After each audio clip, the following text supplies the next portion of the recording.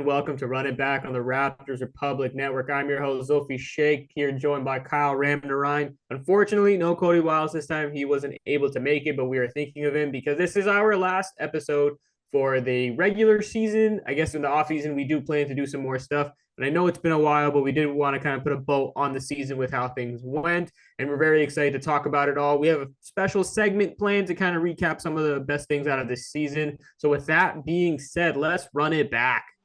Okay, all right, Kyle. We are going to start by kind of just recapping the overall season for the Raptors. Not going to go into the last couple games of the season because if you couldn't guess, there was a lot of L's to go over. So nothing too much changed. But the Raptors finished with a 25-57 record. It's their fewest wins since the 2011-2012 season when they won 23 games. Yes, somehow they managed to win less games than the Tampa Tank here when they had 27. They finished in 12th in the East, and they had the sixth worst record. And for our draft watchers, that meant they had the sixth best draft odds before the lottery.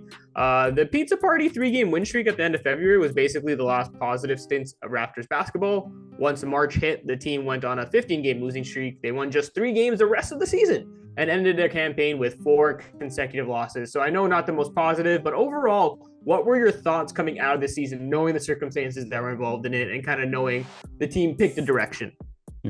Overall thoughts, I'd say one thing I mainly wanted coming into this season, like you said too, was the team to pick a direction. You know, like, are we going to stick with Siakam? Are we going to go forward in a new direction with Scotty Barnes? And they did do that. So overall, I think for me, at least, this is the start of something new. I'm really optimistic going forward with the Raptors' future now, especially with this young core too. So I think we did what we needed to do. Again, it was a losing season. It wasn't the best. Not a lot of people want to watch a losing team. But for me, at least, it makes me hopeful for the future because, again, now we have guys like Quickly, RJ Barrett, we got Scotty leading the way. You know, it just feels more like light at the end of the tunnel for me. So I think we did what we needed to do.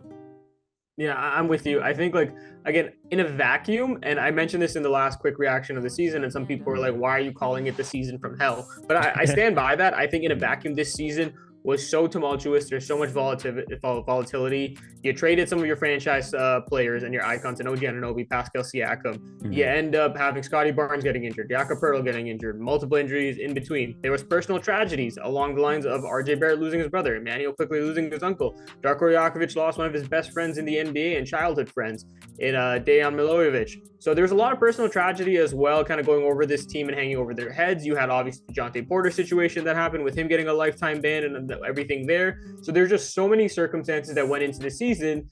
And quite frankly, the Raptors are getting their butt kicked a lot throughout a lot of it. And that doesn't help either. You set and reset franchise records basically for worst losses at home, on the road, whatever the case is. So, like, in a vacuum, this was a very, very tough season, but like, it wasn't unexpected either when you pick a direction. You know you're going to tank.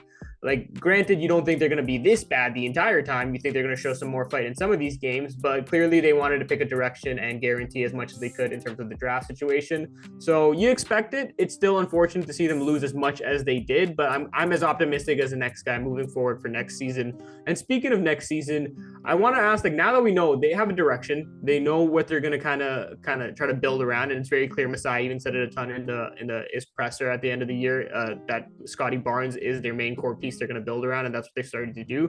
What are your hopes for next year, or be it the off season leading into next season or just next season as a whole? What are you hoping to see? I think hopes for next season, you know, like, it's just something really basic with me. It's nothing too crazy. Either they can upgrade the big position, the center position, and just develop more chemistry as a team overall. Like, again, that core 3 or core 4, if you want to include Grady Dick in there as well, of like RJ, Scotty, and Emmanuel. Just build up that chemistry and upgrade some of the positions on the team, like the big positions. Nothing crazy. I'm expecting losing seasons or not that great seasons for the next 2 or 3 years. For me, it's not going to look like we're contending immediately. I know people want to return back to form like we were looking even before Kawhi, just contending every year, but it's not going to be like that for me. My hopes are just something really light and minimal like that. Yeah, be careful when you say core 4, because you're gonna piss off a lot of people with PTSD of the Toronto Maple Leafs. They got a core 4 there, and it's not been so great so far. Shout out to the Maple Leafs. Hopefully they do well against the Boston Bruins. We'll see how that goes. It didn't go so well in the past, but hey, I think you're right though. This is a core 4 for the Raptors. They do want to build around these guys. But I'm with you in the sense that, like, For me, it's nothing super drastic. I don't think they need to take a big swing. I don't think they're in a position to really take a big swing. The main thing for me is the fringes, or like the middle, the meat and potatoes of this roster. You have the top, like you said, that core four, and Emmanuel Quickly, RJ Barrett, Scotty Barnes, Grady Dick. And then you have like the end development guys with the Javon Freeman Liberty. What do you do with the Mo Gay? Maybe DJ Carden's back. Just those guys, the projects. But that middle of the roster is where you really need to figure things out. You have Gary Trent Jr. is going to be unrestricted free agent. Bruce Brown is a club option. Jordan Noir is a free agent. You have Ochai Agbaji in there, but I would kind of put him in the project mix for now. But really, that main cusp of the roster is where they need to start hitting some home runs and figuring things out. And Masai Ujiri basically said as much in his press conference, and I'll probably allude to that a couple of times, where he said like, we haven't done well. Like, I'm paraphrasing. He basically said we haven't done well, and I take a lot of the responsibility of that. Some of the decisions they made either through the draft haven't panned out, or you even look at the free agent signings. Dennis Schroeder, it didn't work out how it was supposed to. Jalen McDaniels, I'm sure we're going to talk about it in the power rankings at some point. That didn't really work out how anybody wanted. So they haven't had that success recently. And if they really want to inch their way back to positive outcomes and positive results, even through this tanking, is they need to start figuring out some people who are going to fill out that middle of the roster. Whether it's bringing Gary back, whether we believe that Bruce Brown can be better with a healthy knee, or if he's just worth trading to get some value out of it. That's going to be interesting to see, but that's where my thing is for the next year. I want to figure that part out before anything else. So I think that is where I kind of stand. I think we both agree that we're optimistic for what's ahead, and we think there is just some questions that need to be answered. But like, again, reminiscing on this roster and this year, I know there was a lot of negatives to kind of go over, but I'm sure there were some positives too. I think we can agree on that as well. So what was a moment, a player, or a situation that like pleasantly surprised you coming out of this year?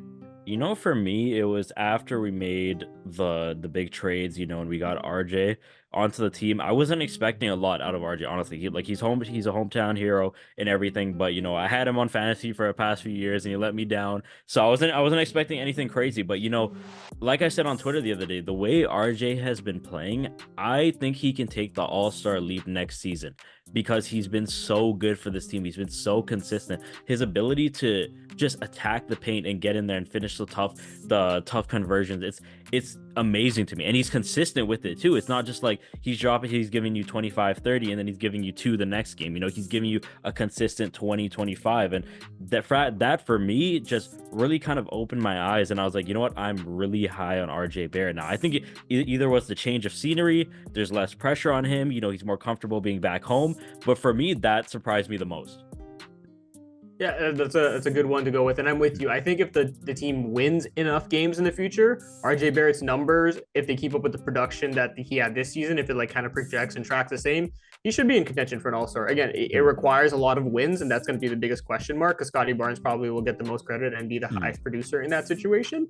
But I think RJ Barrett is definitely going to be up there. His efficiency was fantastic. It's awesome to hear both him, Darko, and the entire like team after the end of season talking about how RJ Barrett's going to be focused on defense. He even mentioned how he's like, oh, I watch OG Anunoby on this team. I know I'm not him, but I want to strive to be a really good defender. That is fantastic to hear from a guy who's young, who's under contract, and who's going to be a core piece for your team and a leader. So I think that's super exciting for what RJ Barrett's future is. For me, like, I don't even know if I would say it surprised me, but it's something I came out like kind of like positive or like optimistic on is Darko Rajakovic as the head coach for the Toronto Raptors. Like, I know he's very polarizing in this regard, and I kind of want to use him to answer this question because I'm not sure if I'll bring it up in any other spot, but like Darko Rajakovic, I think the jury's still out, and that's a good thing. He had to deal with some insane circumstances this year. Again, personal tragedies, on-court issues, not having the team built how he wanted it to be. But he isn't absolved of everything as well. Like he showed that he's a little slow to adjust at times. He needs to be able to figure it out. And like, quite honestly, a roster isn't going to be built perfectly for you all the time. I mean, frankly, most times it's not going to be perfectly built with you in a salary cap situation. So you have to deal with it and you have to figure it out eventually. And in the early seasons, when the team wasn't built for the offense how we wanted, when the ball stuck too much with Dennis Schroeder, Pascal Siakam, they struggled. They didn't look great. Again, that team was very talented, but they weren't winning many games. People are like, oh, they look bad after they reset and they tanked. Like, yes, obviously the Raptors look much worse now, but before the trades, they weren't looking all that great either. And the offense wasn't all that fantastic, especially at the half court. So he had to figure that out and he had to adjust. But I think given the circumstances, once the team did kind of reach the point where it was making sense for him when he was building around that core of Scotty Barnes, I think he was elevating the offense. He was elevating these players. I think he was empowering the smart decision makers to do things. And I think he showed that he can adapt offensively. The defense has to eventually catch up to that. And we're going to figure out what their plan is there moving forward. But I think I don't leave this season being like, oh, Darko Rakovic can't figure this out. I don't leave the season being like he's just a development guy, which I think he did a pretty good part on when you talk about development and some of the key guys, and Grady Dick and Scotty Barnes especially. But I think like he also shows that he can make an offense that can last in this league, and it can kind of reach new heights when he has the talent there to make to meet what he wants in terms of expectations. So I in the same sense as Masai, I think he has questions that need to be answered next season. But in no way am I like doubtful or skeptical that he can answer this question. So I'm very positive in that regard on Darko Rakovic. I don't know if you have any thoughts there at all.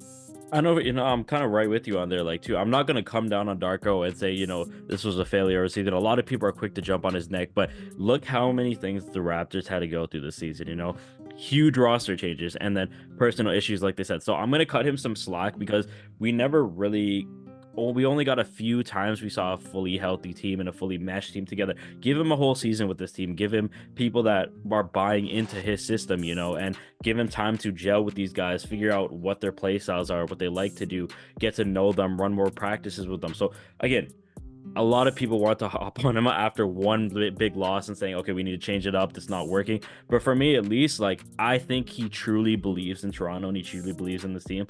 And that's what you want to see out of a coach that believes in this team and believes where he wants to be. Overall, I'm not going to cut him. I'm not going to hinder him too much, I should say. Yeah, like I think he's a high character guy, as he's proven time and time again. The team it seems to be buying into what he's talking about. They like him in his attitude and his coaching style. Again, it empowers a lot of the players to take charge in the offense, which I think is good to see in today's NBA. So it'll be interesting because, yeah, he is a polarizing figure right now. Some people think he's just not a yes man, but just like a guy who tries to be happy-go-lucky, maybe not an X's and O's coach.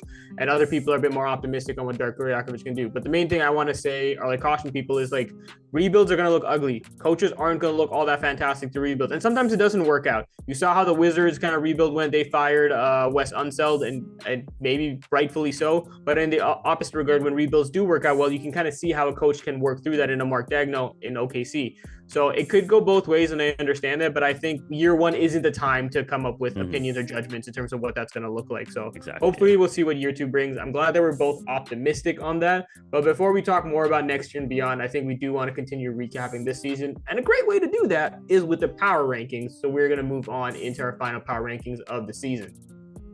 All right, so the power rankings for the season. I'm gonna take into factor everything that happened this season. I'm not gonna include guys like again Siakam and OG because they're not on the team anymore. I just went what was off the final kind of roster list at the end of the season. But for me, I got right now number 1 Scotty Barnes, 2 RJ Barrett, 3 Emmanuel Quickley, 4 Jakob, 5 Gary Trent Jr., 6 Kelly Olynyk, 7 Grady Dick, and number 8 Jordan Nwora, 9 we got Ochai, 10 Bruce Brown, 11 Chris Boucher, 12 Garrett Temple, 13 Javon Freeman Liberty, 14 Kobe Simmons, and 15 Jalen McDaniels.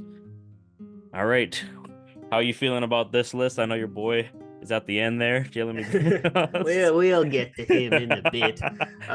Look, I think if we're going based on the entirety of the season, and if you're power ranking this roster, like again as a summary of the year, I think it's pretty bang on for the most part. You see your core there in terms of Scotty Barnes, RJ Barrett, Emmanuel Quickley as your top 3. I think if I wanted to talk about specific players, I could maybe, if we're going based on the entirety of the season, Grady Dick could be higher than Kelly Olynyk. And I know that's maybe me just being biased in terms of what Grady Dick's season has been like. Obviously, it did start out really tough and Kelly wasn't here. But I think he nailed it for the most part. It's going to be interesting because I think this power rankings, if somebody has followed it along the entire season, is just a great way to personify how much, like, how tumultuous the season was. The amount of times we had to change this list from 14 to 15 to adding guys to not adding guys to including two ways to not including two ways. I think it was it was so hard to do a power rankings. I think we underestimated what a task it would be. But one guy I will talk about here because I don't know if I'm going to have time to talk about him in any of the other things is Garrett Temple. Quite honestly, I would put him in the top 10. I maybe even put him as high as 7. I'll definitely put him higher than Jordan Nwora and the other guys. Maybe not so much for on-court stuff, even though when he did play, he was very ready. If you watch any of the end of season availabilities from the players and the coaches, like everyone just raved about Garrett Temple, the veteran that he is, the type of person that he is, the type of leader that he is. I think this guy is destined to be a coach. Right now, he's in the labor side of things with the Players Association. and he is just such a veteran. He speaks so highly of people. He just takes care of business. He is such an advocate and representative of what the Raptors organization is. And when you talk about a young team rebuilding, culture is so important. Figuring out what that culture is, what that identity is, and kind of instilling it through the players is so important. And Garrett Temple is in a really nice spot where he's a veteran and he's respected, but he's not like a veteran enough where he just doesn't play at all. Granted, it took a pretty crazy situation for him to get on the court, but when he got on there, it was something where players were like, oh, wow, okay, sick. This guy can actually still do it, and he can live up to what he's talking about. Scotty Barnes basically mentioned that in his availability. He was like, I obviously listened to Garrett Temple, but when I saw him on the court, things kind of clicked for me a little bit. They changed, and that I was able to kind of listen even more and more intently. So Garrett Temple adds so much value to this team. I think he was basically one of the only steadying factors this season throughout all of the situations. And he's just like a judgment-free zone for this team and for these players. And I think that's something awesome to really have. And I'm kind of just saying this since he's an unrestricted free agent. Bring him back. Garrett Temple would be really good to have on this team as a vet that can once in a while get in there, but just continue to be that anchor for this roster. So I think that's really the only thing I would jump up on and say Garrett Temple could go as high as 8 for me. Mm-hmm. Honestly, I wouldn't dispute that too, because having a veteran leadership is so important too, especially with all the guys, how they talk about Garrett Temple, what he brings to the team. Look at the Memphis Grizzlies when they didn't have a veteran leadership, everyone was running amok over there. So it is super important to have a guy that the players respect, that the players can look to, that players can go for advice to, and can help keep everyone grounded, especially to help make Darko's job easier as well. So again, I wouldn't be opposed to that.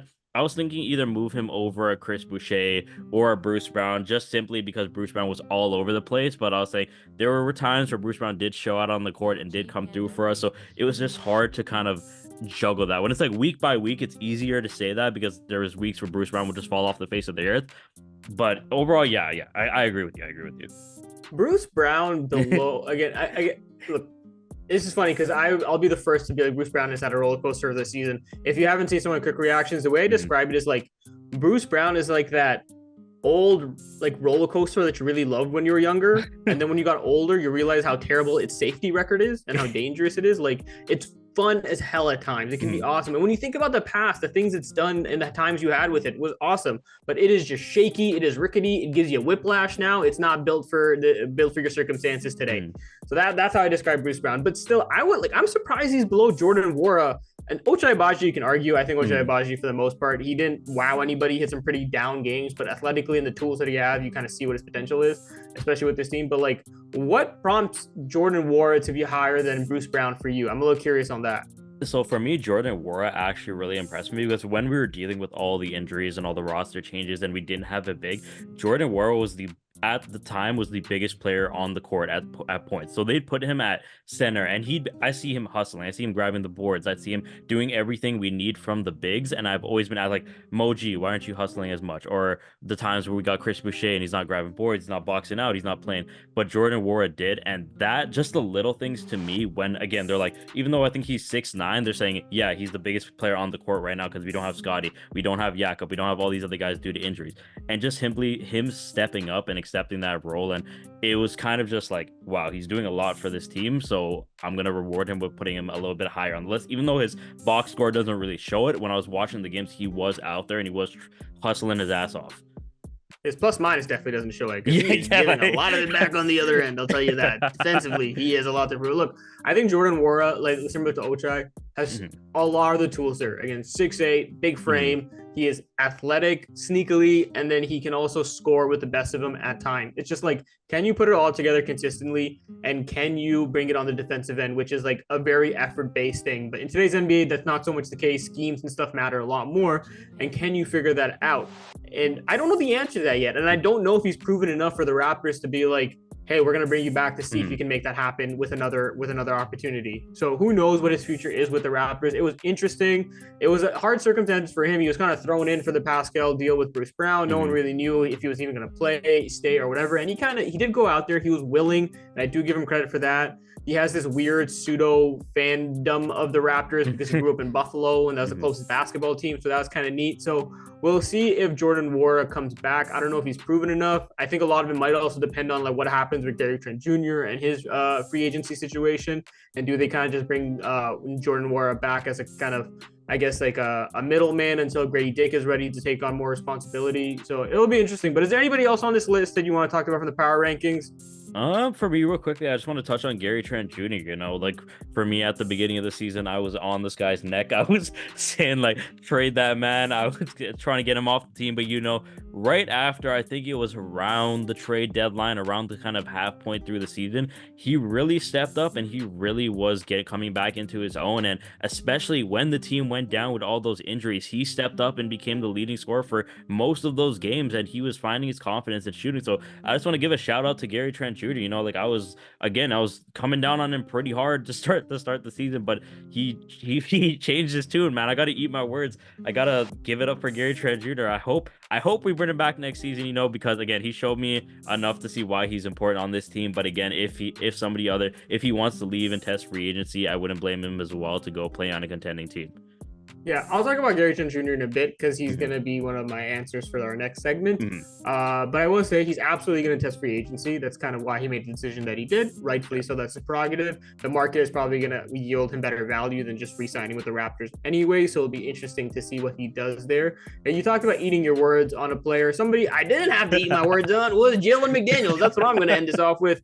Jalen was a free agent signing this offseason. We thought he was going to be a nice 3-and-D type of player. And boy, did he just not live up to that. I don't want to keep crapping on a guy, but if we're talking about this power rankings, you banged it by putting him at the end of it because it was just so disappointing.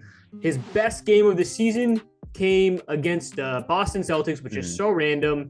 And then I don't know if it was before or after. I think it was before he played against the Pistons in that game where they lost and they ended up letting the Pistons snap their streak. Just looked abysmal in that. And then for some reason, he's a god against the Boston Celtics. I don't know why. I don't know how to even try to make any sense of this guy's season.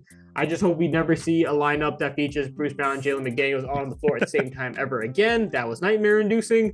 And yeah, Jalen McDaniels, it's just unfortunate. It is unfortunate because you saw what he was offering. You saw the sneaky type of pick that it could be. It was a very Masai Ujiri type of signing, right? An end of bench, not an end of bench, but like an end of maybe like backup lineup guy. Fringe can be good value for the money you got him at. It wanted to be a sneaky type of sign that's going to work out, and it just hasn't panned out. And it speaks to the whole Masai thing in terms of talent valuation. Lately, just hasn't been as good as it was earlier on in his time with the Raptors. So it'll be interesting to see what happens with Jalen McDaniels. He is not one of the free agents, so maybe you try packaging him in a trade to move on from the situation. Maybe you'll look to see if you can waive him in some regard. I don't know the entire cap machinations for all of that. But I don't know if he's back. I don't know what role he has with this team. He's definitely gonna have to earn some kind of pedigree with this roster coming in next season. So I don't really know what to make of Jalen McDaniels coming out of this. Yo, for me, he was gonna be the franchise player, bro. That's I've never cut you off before. I may just cut your mic after you say it. Come on, man. Here comes the rips from my mic out of the computer. Nah, man, he disappointed me super heavily. Like I saw him at the I saw flashes of that long lanky. I was like, yo, he can do something for us. He can give us something, and he just never gave us anything. Over and over, this guy made me just look like a fool every you know how time. like in Space Jam the Monstars steal like the players powers or whatever. Yeah. Early in the season, do you remember when Gary Trent Jr. whenever he would go to the basket on a transition layup, it looked like he just forgot what basketball was? Yeah. For some reason, Jalen McDaniels decided to steal that power from Gary Trent Jr. I don't know why you would want that of all things, but Jalen McDaniels said, you know what, Gary, I like that. Let me take that ability. And then towards the end of the season, anytime Jalen McDaniels went to the basket and transition on a layup, he made it look like the hardest thing in the world to do.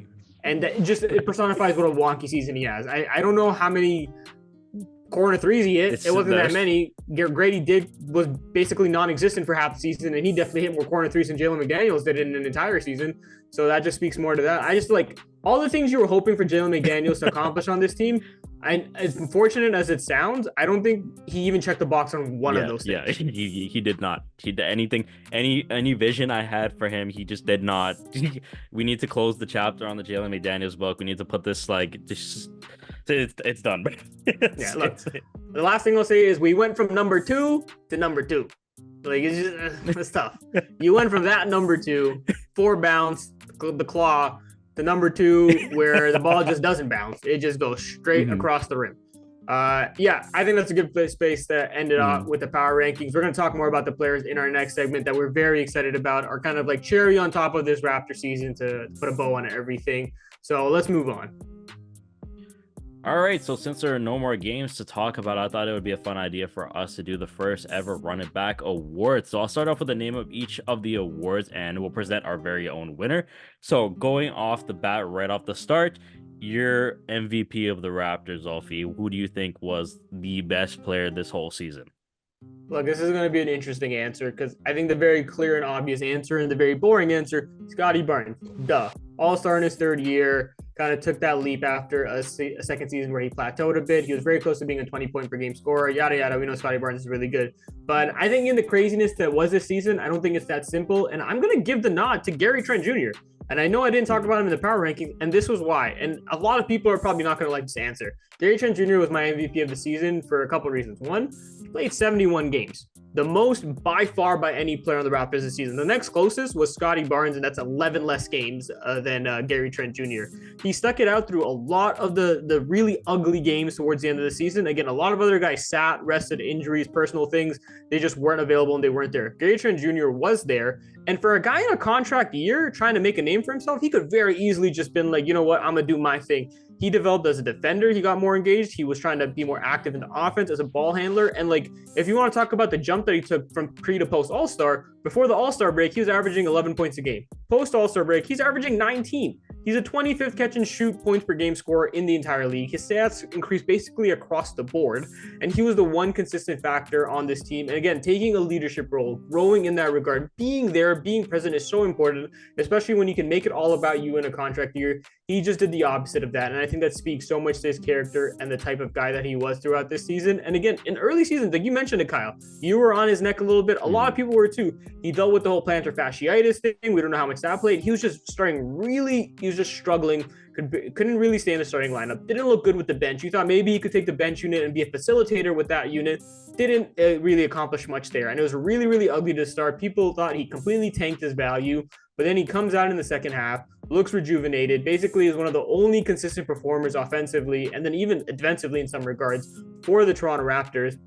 And he just was out there the entire time. And I respect the hell out of a guy who could have just made it all about himself in a contract year. But instead, he tried to be a presence for this team. And I think that's so important to culture. So for that reason, I'm going to give the nod and give some love to Gary Trent Jr. as my MVP of the season. And what a hell of a story to go from the start that he had, then being my MVP. I think is just so awesome in such a negative season or such a tumultuous season overall. And for me, I'm just going with probably what would be the most basic answer in Scotty Barnes for me too, because he really impressed me a lot this season, with not only his improvement on the 3-point shooting, he has a reliable jumper now. I saw him go to that in the clutch moments, hit that from the corner time and time again, stepping up and being the leader of this team now, especially since Siakam and other guys like OG are gone too now. So this is officially his team now, and for him to kind of take that pressure on, still put up the stats he was putting up, and lead this team into the future, being named an All-Star, I believe, for the first time in his career. But no, he was incredible this season, and I hope he can come back from this injury, even better than before, and he continues to play how he was. But for me, that's my MVP of the Raptors. Just overall, he impressed me, and I hope he continues to do amazing for this team. So moving on forward, next, most improved, Zulfi. This is gonna be an interesting one. A lot of Raptors up and down here and there, but for you, who was your most improved? Yeah, I could have easily picked Gary Trent Jr. For this as well, but I'm not going to. I think kind of the epitome of improving a ton throughout the season is Grady Dick. I think that's a very obvious answer as well. Grady Dick, pre-All-Star break, 5.5 points per game, 40-36 shooting splits. He could barely hit a corner three. He could barely hit any threes at that point. And then that was through 34 games. In 26 games post All-Star break, 12.5 points. So a massive increase from 5.5 to 12.5. His shooting splits didn't change too much, but he was more efficient from the field at 44% versus 40, 37% from the 3-point line. And he arguably became one of the best corner shooters in the league. He, in my opinion, was the best rookie 3-point corner shooter in the league. He makes the most corner threes out of all rookies. He's tied for, I think, second most in attempts. His field goal percentage is top 3, I believe, or top 5 in terms of rookies to attempt corner threes in the league. And I just think he's improved massively in terms of the jump he made after that conditioning stint. He basically went from not being able to stay on the court, and we talked about it a ton. I mentioned how he needs to raise the floor of the game, and he did that. He worked entirely on his body. He worked entirely on his stamina and endurance, and then he was able to stay out there defensively. And then you got to finally, because of that, you got to see what he offers, and he's not just a standstill three-point shooter, which I think most people knew that he wasn't, but we weren't really able to see it. Off the dribble, he has such a knack for attacking closeouts. Sometimes he's kind of one-dimensional, the moves that he attacks closeouts with, but they work. But he shows that he can pass out of situations. When the team was healthy, him and Kelly Olynyk were creating this great chemistry on the bench unit and being like a two-man game out of like a pick-pop situation. So I thought that was awesome. Again, he has the size and frame to really develop into this nice athletic wing player for this team. Defensively, he's going to have to figure it out. He's going to have to start getting better at above the break three-point shooting as well. He was like a 30% above the break three-point shooter this season, which probably just isn't going to cut it. We can't keep him in the corners forever, especially if we want to develop the rest of the game, which we know he can do. So he does have more room to improve, but just a massive leap from pre to post All-Star, which I think just embodies what most improved means. And I think it makes us very hopeful for the rest of the season. Because like before that, people were very worried that this was like a mess up of a pick entirely. What are we going to do? Like, again, you're kind of like, you picked the direction to tank and rebuild, but it's like, whoa, if this is how you're starting, well, this isn't a really good look to kind of figure this stuff out or what it bodes for the future. So for him to kind of figure it out and at least have a foundation moving forward, I think is super, super promising for what the future is. And I think that's all credit to Grady Dick, and that's why I give him most improved. Honestly, you took the words right out of my mouth. I'd have to agree with you on Grady Dick too. Like, he came into the season with the Raptors community, put a lot of pressure on him because, we needed a shooter coming into the season. We needed someone like Grady Dick. He shot 40.3% in college. He was arguably the best shooter in that draft. So I could see obviously why we drafted him. And, you said it again too, like from the before and after that P90X workout, I don't know what they did to him over there. He came back and his confidence levels just, again, the 905, like what he did over there, he just looks like a different player entirely. He's finding his own shot on the court. He's going to that mid-range jumper. Like, he looks more like, I want this. His ability to move without the ball on offense too is incredible. On defense too, he's playing the passing lanes. He's looking for what he can do. And he just looks, again, like a player that can grow along with the Raptors. And again, when you say most improved, he embodies this because, again, at the beginning of the season, he wasn't hitting a lot of threes. It just looked like that was getting to him. That slump was getting to him. But after, right now, hitting corner threes consistently, being able to get his own shot up. For me, I love what he's become. I'll always be high on the Grady Dick bandwagon. He's the guy for me, and I'm gonna have to give him most improved. Yeah, I think you nailed it on that. And again, for people worried about like the above the break, off the dribble shooting stuff, he was fantastic at that in college. I think he led all of D1 in three-pointers off the dribble. So I think there is a foundation there. It's just figuring it out at the NBA level. And Darko Rajakovic clearly believes in him too. And I think most players fill out usually in their first couple seasons. So once he gets some more P90X going, some more conditioning, starts bulking up with a nutritionist, what the Raptors probably will help him get. Yeah, I think he's going to kind of fill into that frame a bit more. And a Grady Dick that isn't so like scrawny looking, or like as Darko Rajakovic says, like a 16, 17-year-old, he's going to be scary for other teams to kind of have to defend. All right, so next up, we got our favorite Raptors game of the season. I'll jump off right here first and going off. It was early. Let me just see the date exactly. It was, I think it was like the third, early in the season against the San Antonio Spurs. It was, I think it was the OT win, 123-116. But for me, that game itself was kind of Scotty's sort of coming out moment, showing him that he is the face of this franchise now, that he can lead us to victories when we need him the most. He was hitting step back threes in the clutch like he was doing this for his whole life. Okay, so I saw that and I was flying out of my chair. This was one of the most exciting games. It was matching up against Wemby, still early in the season though, but again, it showed me flashes of what Scotty can be, and I was having so much fun just watching and doing the quick reaction of that game. And it was a bright spot in what was such a dark season for me, but for me, that was my favorite game of the season. I think it's a really good choice. I think it's an underrated choice. I don't know if a lot of people would have picked that, but Scotty Barnes, again, taking it to Wemby. We saw what Wemby did at Scotiabank Arena later in the season, just completely bullying the entire Raptors team. And ironically, I think that was a game where Scotty Barnes left the bench and there was that whole hullabaloo about that. But yeah, to start it, took it to Wemby and the Spurs. That step back three was nasty. And like you said, Kyle, like I think a lot of people just kind of sat back and were like, well, okay, if he added that to the bag, this Scotty Barnes is going to be different. I think that's when people were like, this dude can be an all-star. very quickly if he does. And he ended up being an all-star, which was awesome to see. And I think my pick came down to two games that I think were probably, one's more obvious, one isn't. I'll quickly mention the obvious one. Beating the Pacers for the third game with a pizza party, 3-game winning streak. Again, it's against Indiana, it's against Siakam. He played good games against them. It was a pretty solid 133 to 122 win. So you kind of took care of business. Just the emotions and the elation after that. The meme culture that kind of took over for the Raptors after that. It became such a narrative that it was again, mainstream basketball was aggregating this whole idea of the Raptors pizza party, which is hilarious. But the real game that I'm going to go with is they beat the Miami Heat around midway through the season. 121 to 97, and people might be thinking, well, what does that game have to do with anything? This was the first game after the Raptors traded away Pascal Siakam. This was also the first game that they took the floor after the whole passing of Dejan Milojevic. And I mentioned that before in this, but it was a very emotional day for the organization. And maybe I'm biased because I was there. I was there for a lot of the availabilities and the conversations, but you could just feel it. It was it was intense, but it was emotional. It was a lot to have to process and go through. And just seeing some of the people have conversations, giving each other hugs for multiple reasons, it was a lot to go through emotionally. And no one had any doubt, had any gripes if they just came out and completely lost that game, got blown out, whatever it is. No one would have had any gripes because there's just so much to deal with on a human level. But the fact that they came out and played one of their best games of the season against Kyle Lowry, who was back in town as well. So you have to deal with that.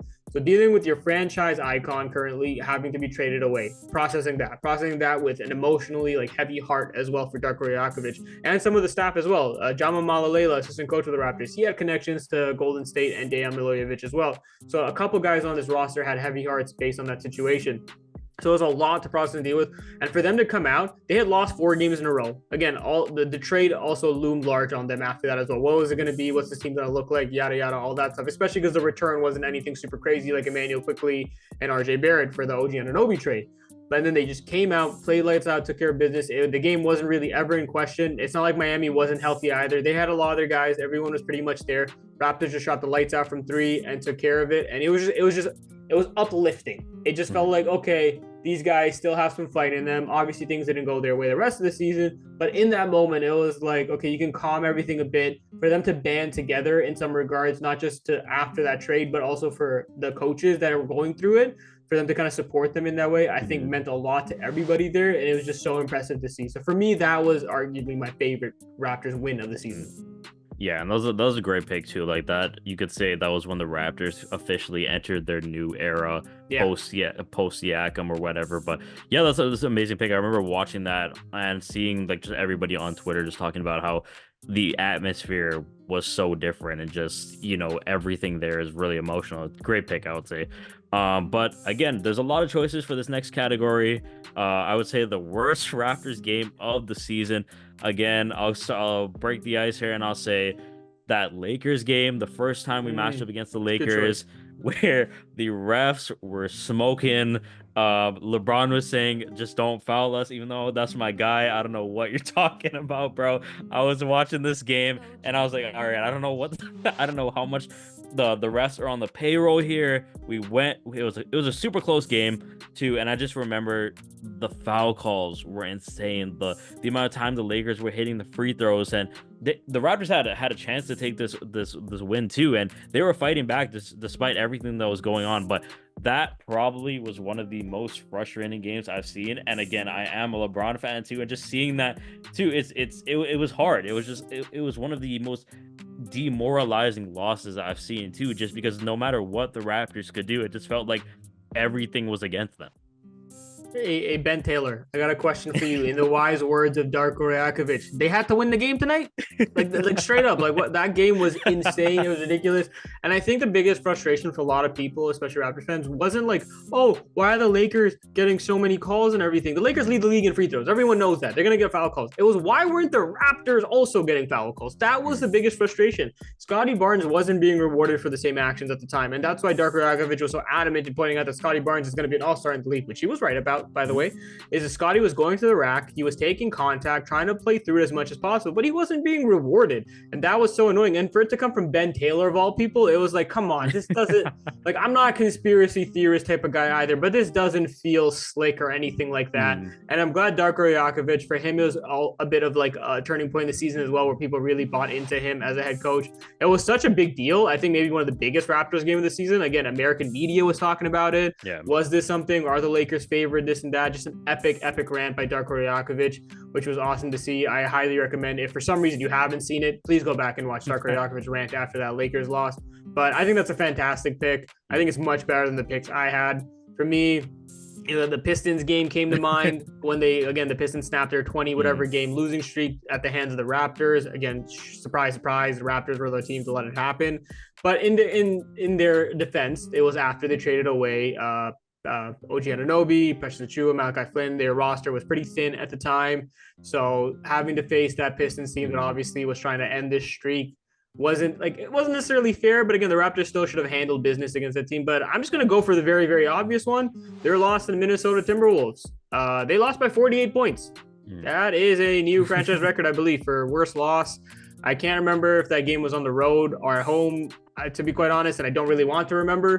Just nothing in that game went right. I think it was just completely sad to see. I know this is when they're shorthanded, but just like you look at that lineup, and it was just like, what the hell are we doing? Garrett Temple at times, I believe, was like starting in that game. And I thought about it, and I'm like, okay, so we're bringing out a lineup that's going to feature guys like Jordan Nwora and Garrett Temple and Jalen McDaniels going up against Naz Reid, Anthony Edwards, and Rudy Gobert. Okay, this is probably not going to go well for us. And did I undersell it? My goodness, 48 points? Like, it's just, I remember like looking at that lineup, like having guys, again, Javon Freeman Liberty there. You had other G League guys kind of play their roles in that lineup as well. And you're like, how the hell did this team even show up on an NBA floor? And again, we were right to think that, because they weren't an NBA team and they didn't play like an NBA team, and they lost by 48 points. It was just a butt kicking of the highest order. It was, again, you know what's going to happen with the tank. You know you're not going to win many games, but you do not, at the NBA level, expect to lose games by 48 points, let alone by like 40 that often. And the Raptors did it a couple of times this season where they lost by like 35 plus, and it was ugly. And that was the absolute peak of that. I totally forgot about that lawsuit. It's like a repressed memory at this point. You should forget about it. No one should remember that game. All these horrible losses, you just gotta repress my memory and just not think about it. I just take the L and just move forward and act like nothing happened the next day. Like, no, we're still good. This is without Karl Anthony Towns too, by the way. He wasn't even there. I noticed that when you were starting lineup, I was like, hey, God, that's horrible. But I think Jalen McDaniels started, which I guess you can maybe see why I picked this as the worst Raptors game of the season. That's our Kevin Durant, bro. They got. Yeah, look what our Kevin Durant did. He gave up 48 points the other way. What was the meme? I think it was Anthony Edwards. Was like, they got Kevin Durant. We got Jaden. Oh my God, yeah. The Raptors tried that. They thought they could do the same thing, and never mind. He just wasn't. They realized that there was two of them, and they got the wrong one. All right, so we'll move on to our next category, and I'll let Zulfi kick this one off. What was your favorite Raptors moment of the season? It could be something. It could be anything, really. Like, there's so many ups and downs here, but I want to know what you thought your favorite moment was. Yeah, honestly, in some ways, I could go back to the Darko Rajakovic rant. I think that was just an insane, like, just epic moment for the Raptors. But I think I'm gonna go with just Scotty Barnes making the All-Star game. And I think that just for a lot of people is vindication for Scotty Barnes and this team. Again, not really a winning season, but to be recognized. Again, it was an injury replacement, but Adam Silver, for the fact that he recognized Scotty Barnes was deserving of being an all-star throughout all of that. Again, this is after the Darko Rajakovic ranting. Scotty Barnes is going to be an all-star. And for him to do it in year 3, again, the circumstances of, like, you've been handed the keys. Guys are being traded. This is your team now. We all know it. And that to happen, and for him to be rewarded and, like, again, reassured that, like, yeah, you are on the right track, especially after last season where things kind of plateaued, which is insane to say for a guy who was in year 2. How do you really plateau? He just had a bit of a slump, I guess you could say. And for him to come back, have the type of season that he did. And, like, honestly, the one thing about that I really enjoyed about that moment too, is that he made the most of the All-Star experience. He was a meme there as well. Like he had like the over the head like throw from half court. He stumbled in the skills challenge, whatever. He was funny. He obviously is just trying to have a laugh with a lot of it. I would love to see him in like 3-point contest or something in the future. I think it'd be hilarious as hell.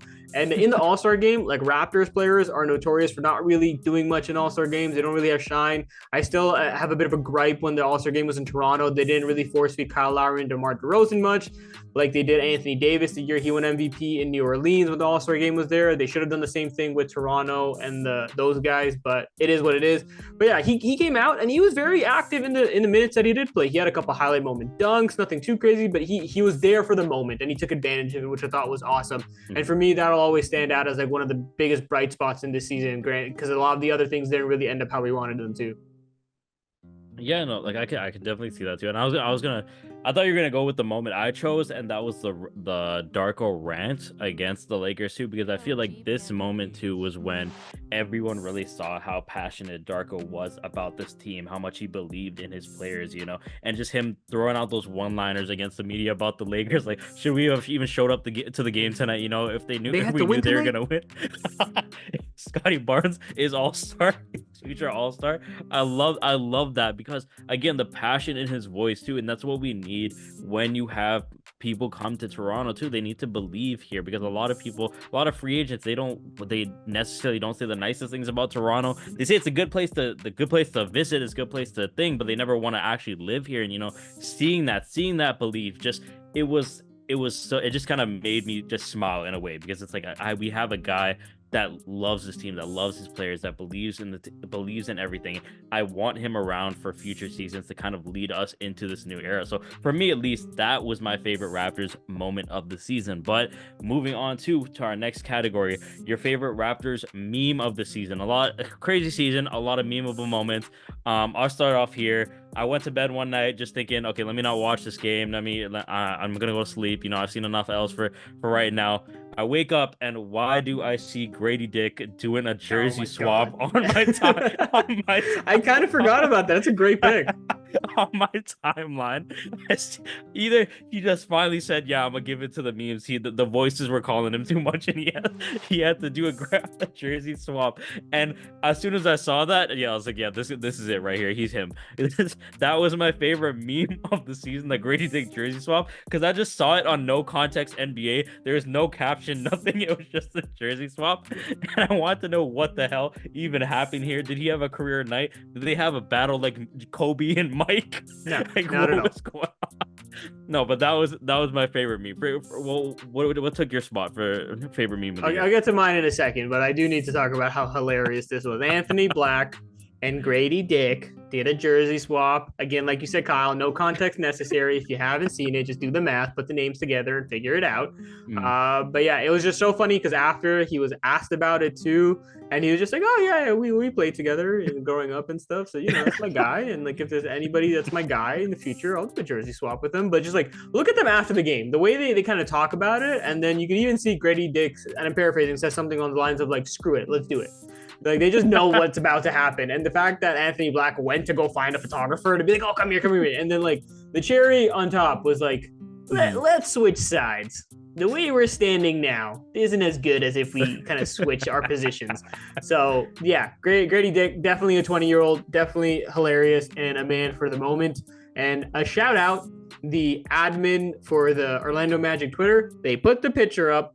Insane engagement. I don't care what anyone says. It's like you're reading the moment, you're engaging with the audience, you know it's going to be everywhere else. Why not take advantage of it? They eventually deleted it. I'm sure it was obviously being told by higher ups that they had to, and I get it, but I'm glad the Orlando Magic at least bought into it. And if you haven't seen, Orlando Magic Twitter is very entertaining. Give them some love if you can, but I'm glad they were part of it as well. But my favorite Raptors meme of the season, again, a pretty obvious one, it was the pizza party. The pizza party transcended Toronto, like just the Raptors Twitter. It reached mainstream media of basketball and sports talking about the fact that they got a pizza party, which is hilarious because that was never the original promise. The original promise was a very nice, fancy dinner by Darko Rakovic for this wealthy team of wealthy basketball players. But instead, it got turned into a pizza party because they just struggled so hard to actually get 3 wins. And when I tell you that the fan base came through for this moment, people were genuinely ordering pizza. I had pizza that day. in celebration of the Raptors winning their third game in a row. And a lot of people did. I saw like people putting up screenshots of their DoorDash orders, of their Uber Eats. People like, I think it was Will Liu that just actually walked to Maker's Pizza or whatever after to get it. And then he brought a bunch in the next day to the Sportsnet like offices. You had Darko Rakovic actually buy a bunch of pizza for media for when he saw them next as a celebration. And it just really ballooned into this thing that was so funny. It was, again, in a very challenging season. It was one of the positive things. And hey, man, people got to get their memes off. I had the meme. I put like Usher hugging Alicia Keys, and I put the pizza as the caption, and I said that's every Toronto Raptors fan right now. That blew up on Twitter, so I was happy about that. So maybe I'm a little biased. That got a lot of engagement, but people got to get memes off. It got to be a fun time, and the entire fan base was just collectively together enjoying pizza for a random Raptors win against the Pacers. So I thought that was awesome. It was end of February. What the hell else did you have to root for? And then the Raptors got that. You see, just a lot of good moments, like there's so many things I was just thinking about this year. Again, like that Darko rant too, the memes that came out of that was incredible. There's one where Scotty was kissing Grady Dick's forehead. Oh, that's a good one. On that one, there's a lot of just random moments we've seen this year, but again, a lot of ups going into what I think is a unique category and your best stat line of the year. For me, at least, it was December 29th, Jalen McDaniels against Celtics. No, I'm kidding. Come on, man. I just had to see. Go for it. Go. I don't even care. Go for it. Give him one. Okay, he deserves something, I guess. Nah, I can't lie. I can't lie to the audience like that, bro. No, for me, at least, I was thinking either Scotty Barnes' game against the Celtics or Scotty game, again, that OG game against the San Antonio Spurs, because in that game, he had 30 points. He had 11 rebounds. He had 6 assists. He had 3 steals and 3 blocks. He stuffed the stat sheet on that night too, and he showed off how much he developed his 3-point shot. So for me, at least, I like that game alone. He was 7-11 from the free throw line. He was shooting 45% from the field, 50% from 3. He had an incredible game that night, and he fully came out again as the new face of the franchise, that he's going to be able to lead us into the future going forward when it comes to this. And again, like that step back from 3, I saw clips of him practicing that. So it's like when LeBron hit that game winner against the Raptors, and he's like, yeah, I practiced that. Like, I do that all the time. Scotty actually does this stuff. Scotty does this in practice, and we saw it right there. And, again, just makes me more excited for the future to see how much more Scotty can improve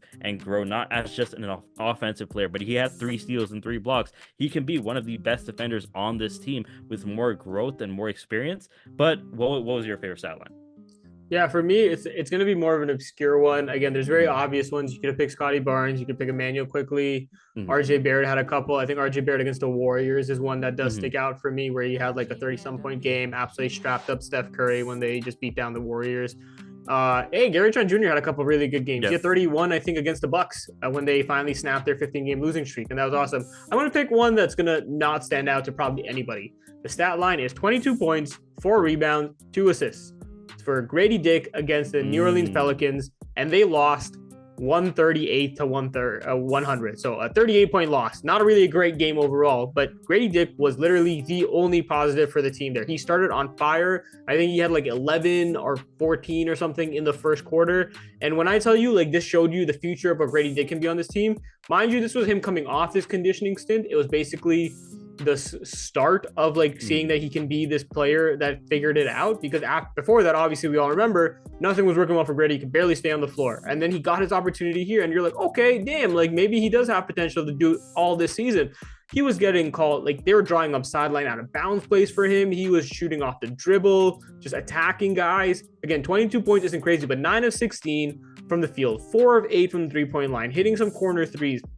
I think for him, it was just such a breath of fresh air. Everyone like had a sigh of relief to be like, okay, Grady Dick, he does have the potential. He can figure it out at the NBA level. And that was the first time this season where he led the team in scoring for a game. He did it 5 times total, Most of them were in the garbage time era of the Raptors, but that time the team was relatively healthy. I believe Jakob might have been the only guy who was really injured there, but for him to still do that on that team, I think spoke volumes to the potential of Grady Dick. And for me, that stat line will stand out to me because that was a game number one where you were like, okay, this is a core four. This is a guy who's going to stick with this team.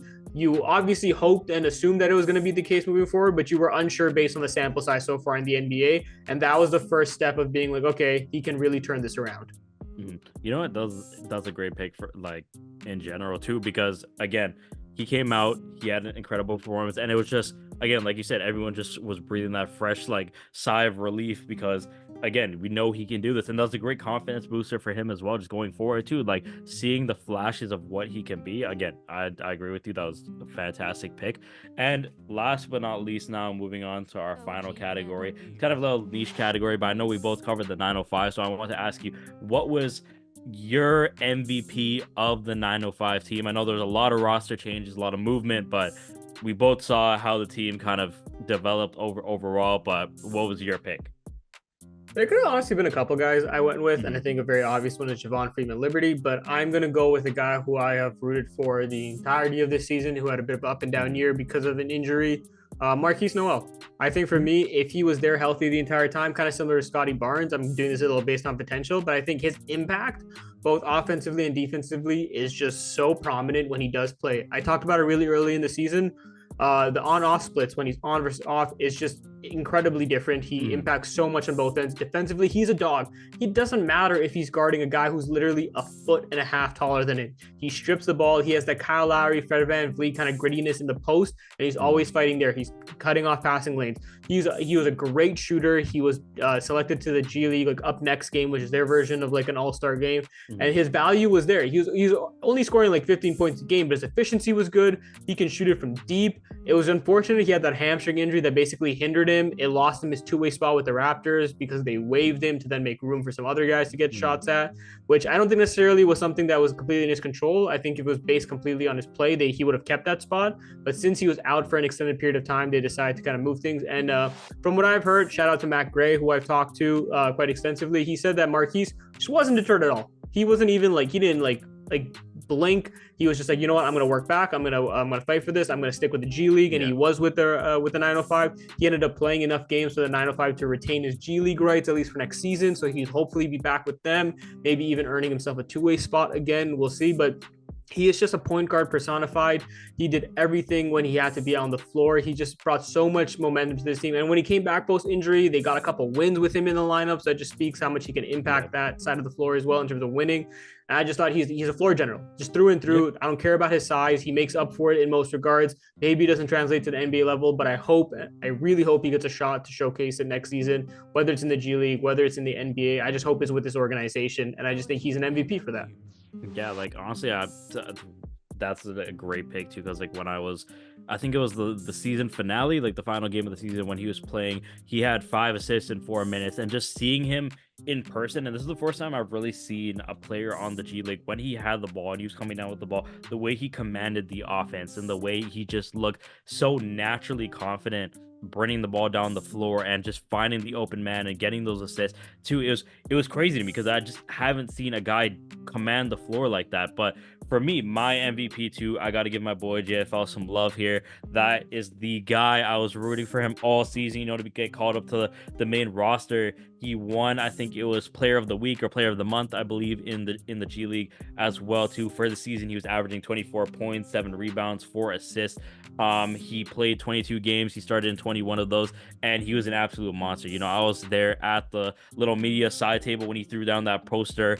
I just saw what he can do for this team and his ability to create, his ability to shoot off the dribble. One of the most creative finishers I've seen, and I feel like the Raptors needed someone like that this season. He could be someone like that for the team coming off the bench as either a backup guard. And only being 6'3" too, he's still very young and he's capable. I just can see the flashes of greatness in him, and I still believe. I know he had kind of a few rocky games for the Raptors, but he still had some solid games as well too. So I think the potential is there. But for at least G League wise, he would be my MVP of the season. I think it's a fantastic pick. Again, if we're going just based on what a normal MVP is, I think Javon Freeman-Liberty would win this award. Mm, I don't want to say like handily, but pretty confidently that he would win it for the Raptors 905. He was just a most consistent scorer. He developed quite a bit. I've talked about it a bunch. I know if Cody Wiles was here, he would mention a ton about what Javon Freeman-Liberty has done this season. But just he was a standstill three-point shooter. He added a bit of off-dribble stuff when he was with the Raptors for a bit, and he came back for a game. You saw it. He hit a step back three. He was confident taking some of those moves. He was a bit more developed and polished in terms of his passing game as well. That's just going to be the big thing for him. He's on a standard contract now. He's been converted, which is awesome for him. And that means he can maybe carve out a role with this rebuilding team in the Raptors. He just has to develop. They need a backup point guard. And whether he is naturally fit for that or not, I think it's clear that the Raptors organization is trying to push him towards being a point guard more than a combo guard. So they're going to force him to be a better playmaker. They're going to push him to be better defensively and be an anchor on that end. And hopefully he can push himself into that role. And when they're fully healthy, he might even get some more opportunities to go back into his combo guard role a little bit where he's slashing. Again, a very Archie Barrett-esque, I think, in terms of play style. But I think he's developed quite a bit. And I think it's awesome to see the fact that he's now on a standard deal versus a two-way contract. I think bodes well for him in his future with the organization. Yeah, honestly, took the words right out of my mouth, but I feel like that's all we have for our first ever Run It Back awards. I hope you guys enjoy next, and next we'll go on for our closing segment. All right, now that does it for us. Again, our final episode of Run It Back for this regular season. We'll try to come at you with some off-season content. And like always, I want to say thank you for following along. This was our first season doing this. I know that we had to adjust and develop. Maybe it wasn't the smoothest at times. So we thank you all for being along for the journey. We hope you are caught up on all things Raptors. And like always, let us know what you think. Did you agree with our awards? Do you think I'm insane for saying Gary Trent Jr. is the MVP of the regular season? Do you agree with Kyle in terms of the Darko rant being the best meme? Do you think there was something else? Let us know what you think. We always want your feedback, especially moving into the off season, where we can develop, where we can improve. We want to know what you guys have to say. This is year one. We're obviously going to look to get better every season that we do this. We are committed to coming back next season as the Raptors are hopefully going to be doing some more exciting things.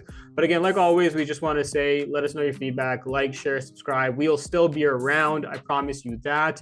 And if you have the means and are able to, please consider getting a subscription for Raptors Republic for some exclusive content. $6 a month. Again, if you're able to, that's something you're interested in. Especially with the draft coming up, with offseason being a thing for the Raptors. Hopefully they're going to have some ability to make some moves there. There could be some exciting exclusive content from the likes of Samson Folk, Louis Satzman, even some of us as well. So please consider that.